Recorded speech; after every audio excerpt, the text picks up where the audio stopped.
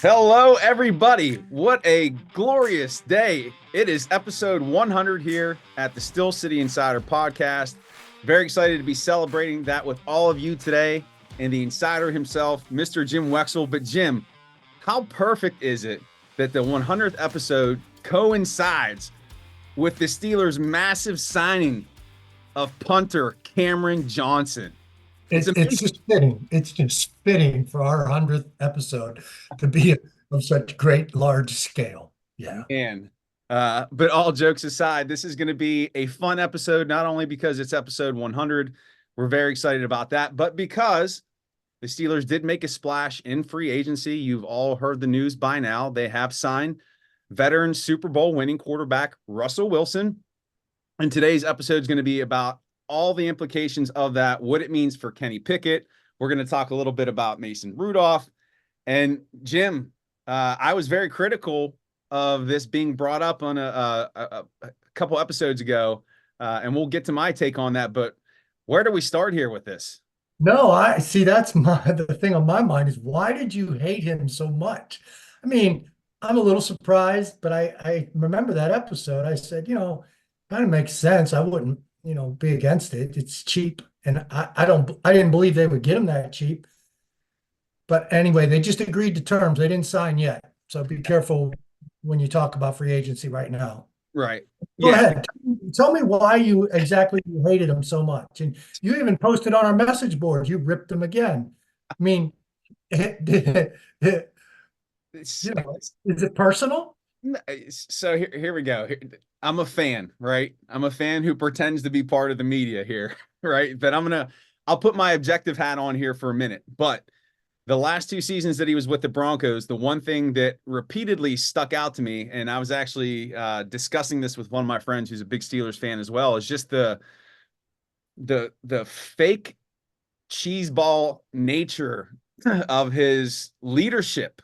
And there were a couple outtakes from the Broncos sidelines last year where he was trying to get his team fired up. And one of the players was like, sit your ass down or something like that.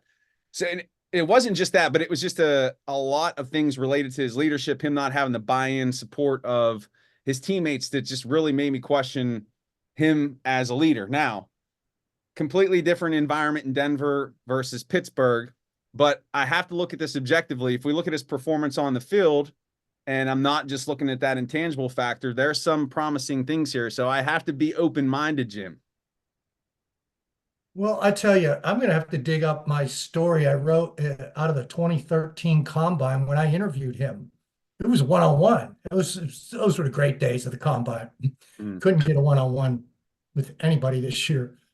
There was a one-on-one. I thought he was cool. I liked him. And I thought he was authentic. Now, I have no idea how he's developed in that regard. I've heard that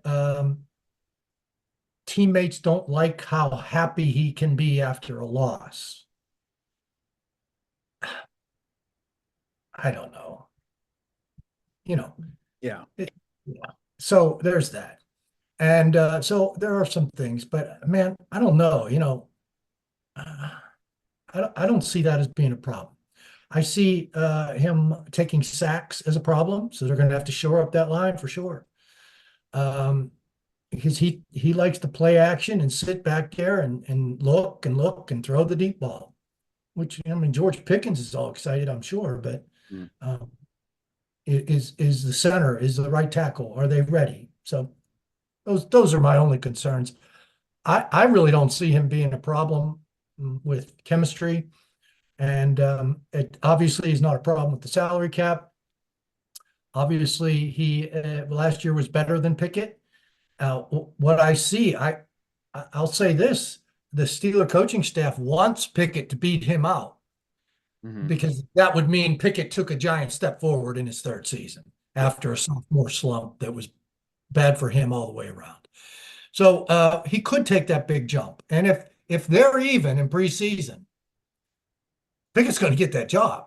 Now, will he be even with Russell Wilson? How much change will they have to make? How much digesting will Russell need of the Steelers' new playbook? So probably just as much as Pickett. So it's new because of Arthur Smith. So Yeah.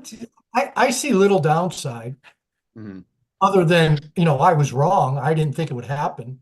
So that's the downside is my ego. But are you going to have to root against him all year to justify your anger? No, no. Again, I could call myself out. I'm gonna step outside of myself and evaluate my critique of the guy. I'm gonna give him a chance, obviously. And maybe I'm in the wrong for interpreting his behavior as such because hey, maybe he's just one of those dudes who he just looks at the positive side of life. I don't know. I can't no, I can't root against my team. Here's the bigger question. You started talking a little bit about Kenny Pickett and it's going to be an open competition. We know that, but what impact does this have on his psyche? Is there some sense of well, you drafted me? It's almost like your girlfriend is Too bad. running Too around with bad somebody else. you lost your girlfriend. I lose mine all the time. Too bad. You know what people say about your problems, half of them are glad you have them. Yeah, And the other half don't care. Yeah, no, I mean he's a big boy. His psyche will. I mean, if it hurts his psyche, then he's not the guy you want anyway. yeah, I mean, I think only someone with his immense talent as Terry Bradshaw could get away with being depressed and having a hurt psyche and needing shoulders to cry on before he got his job back. So, I mean, I don't think that's an issue. I mean, he's a grown ass man. yeah, yeah. I mean, I would have to think though. I mean, just looking at this, that Wilson will be the starter. I mean, I'll call that today. They might call it an open competition, but I'll go back to whenever Mason Rudolph was called, said it was an open competition. I think Russell Wilson will be your starter week one. That's just my take. Yeah, okay. Yeah. So, but let's talk Uh, about what he potentially can bring to this team. Just looking at his stats over the last two seasons. Last year, 26 touchdowns, 8 interceptions. The year before that, 16 touchdowns, 11 interceptions. Nice completion percentage, over 66%. This past year, accurate guy, but like you said, takes a lot of sacks. Is Arthur Smith trying to recreate what he did in Tennessee the few years he was there Hey, with? whoa, whoa, whoa. Do I look like I've been watching practice? Let's wait until at least the mini camp starts so we can start lying to people. I mean, I don't know. We'll all see at the same time. Yeah. Okay. All right. Sorry to rebuff your question. You probably thought about that one for a long time. You're, Hey, you're he's a play action guy. He was a play action guy with Tennessee. He did, things worked at Tennessee. Things didn't work in Atlanta. So yeah, I wouldn't be surprised if he went back to his under center Tennessee play action offense. mm-hmm. And just looking at some of the writers out there covering the Steelers talked about how when Wilson was successful, he had a strong running game going back to Seattle with Marshawn Lynch, and having that same type of setup here in Pittsburgh could maybe lend well to what his strengths are, to where he doesn't have to put the team on his shoulders. And Jim, I just noticed you have a Seattle colored hat on. Is that intentional? No, that's my daughter's company, Caterpillar. Okay. No, um, where was I? I was going to rebuff your item.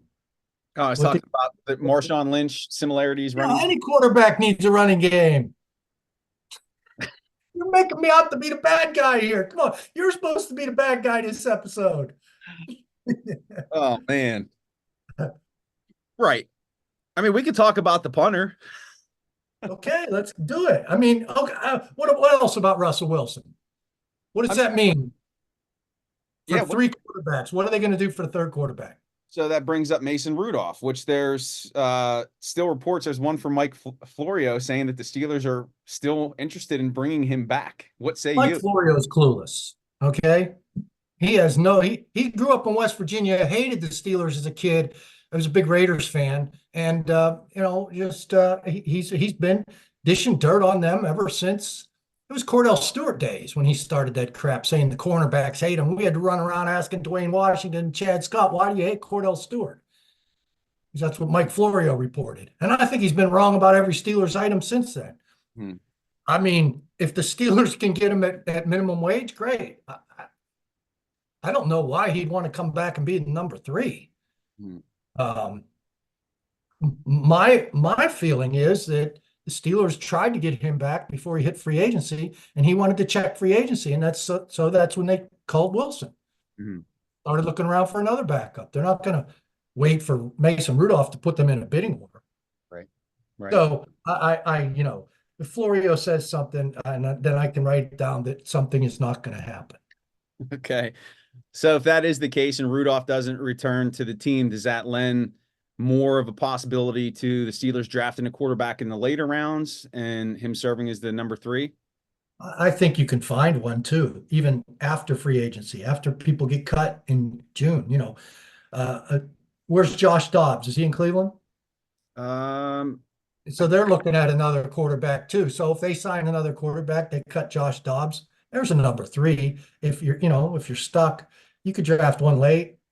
I'd hate to see them waste a pick on a quarterback unless they're really in love with him. yeah. So Yeah.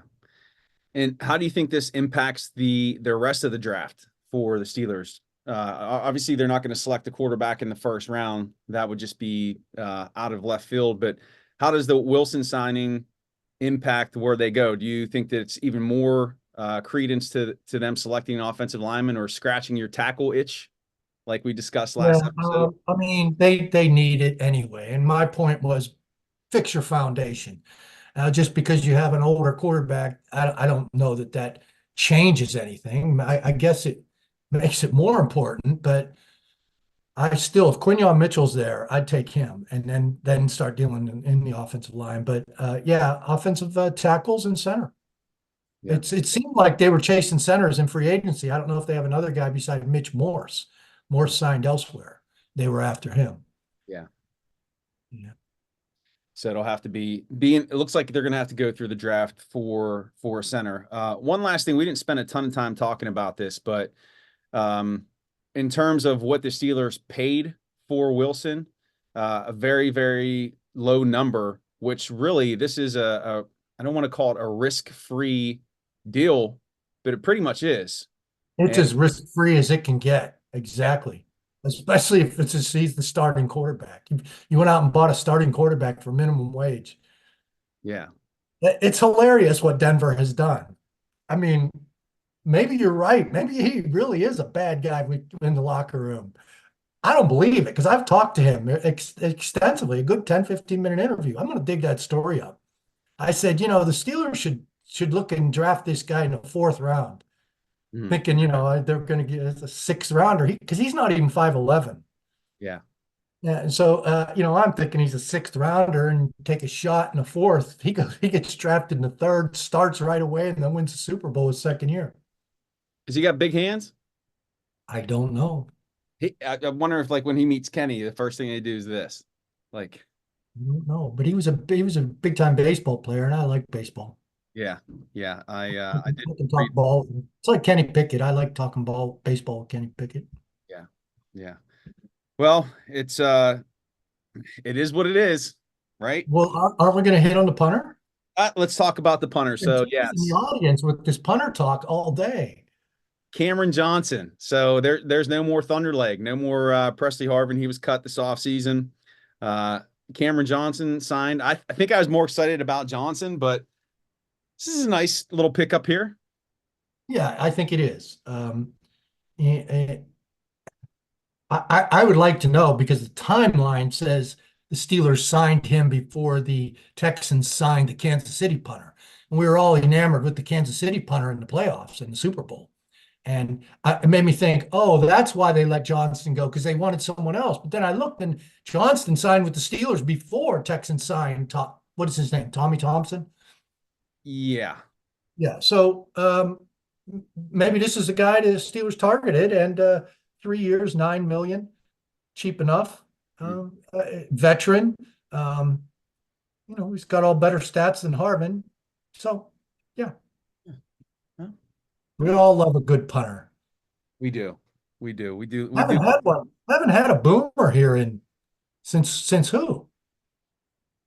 The Who first had a name that came to my mind was Daniel Sepulveda, but he was inconsistent too. he was injury prone too. Yeah. You can go back to Josh Miller. He was a good punter, but he wasn't a thunder foot. Yeah. Uh, Craig Colquitt. No. Bobby Walden. I don't think so. Maybe they had a guy in the 50s. I called him for an interview one time, and his last game, he snapped his Achilles while he was punting. His Achilles snapped. Still has the NCAA record for longest punt, 98 yards. He said he got it up it was at Reno. He got it up in the wind. I wish I could think of this guy's name. He's one of the all-time Steeler great punters. Only was here 2-3 years, was a Pro Bowler, a real thunderfoot. And then he snapped his Achilles punting. And he said he thought a ref came up and kicked him. That's what it felt like. So anyway, and so I wish I could think of that guy. I put a chapter of him in a book in 2006. All right. So we might have. I think they had Bobby Joe Green too, who went to the Bears in the early '60s. Yeah. So that's my knowledge of punting. This is the punting episode. We've been punting all episode 100. So, and Jim, just to kind of circle back to where we started, we've been doing this for 100 episodes. It's crazy. Okay. Crazy. It's 100 episodes. It's a number. I can't believe you put up with me this long. Soon I'm going to be 100 years old, and we're going to say the same thing. It's just a number. By the time we get this out, the Steelers will probably have already signed a center or an inside linebacker or a wide receiver. That's my guess. And nobody will want to hear about the punters. So, Russell Wilson. We're trying to get ahead of the game, but unless you can get this thing out in 5 minutes, I don't know if anybody will care about episode 100. I don't know if I'm that fast. I'm not the fast Willie Parker of podcast editing. Well, Jim, I think we covered everything quite well here for episode 100. Anything else you want to touch on before we wrap up? We'll have more next week. It'll be more guys signed, more information gleaned. I'm sure the Russell Wilson press conference will happen, and I get to talk to some people down there. Next 101. Look for 101. That's the episode. Yeah, we're punting on episode 100. Okay. All right, everybody. Thank you so much for checking in today and for being with us every step of the journey here to episode 100. We appreciate it. Check out Jim's work at the Steel City Insider. Give him a follow on X at Jim Wexel, and we will see you back here next week for episode number 101. Jim, have a great week. Peace, Jeremy. Take care.